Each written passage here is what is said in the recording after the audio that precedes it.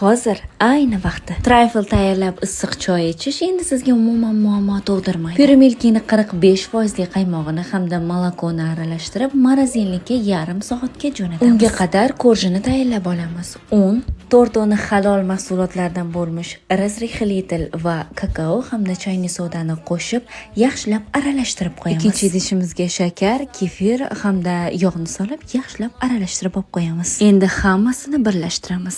Ya'ni ikkita tuxumni oqidan sarig'ini ajratib ko'pirtirib olamiz, so'ng suyuq, ya'ni kefirli massamizni qo'shib olamiz. Aralashma bir xil holatga kelgandan so'ng quruq massalarimizni 2-3 qismga bo'lib qo'shib olamiz va mikserlashda davom etamiz. Xuddi shunday quyuqlikka kelgandan so'ng listga joylaymiz hamda duxovkaga jo'natamiz. 20-25 daqiqada pishib tayyor bo'ladi. Sovigunga qadar kremimizni tayyor qilib olamiz. Morozilkadan olgan aralashmamizni mikserlay boshlaymiz. Avval suyulib ketadi, qo'rqmang.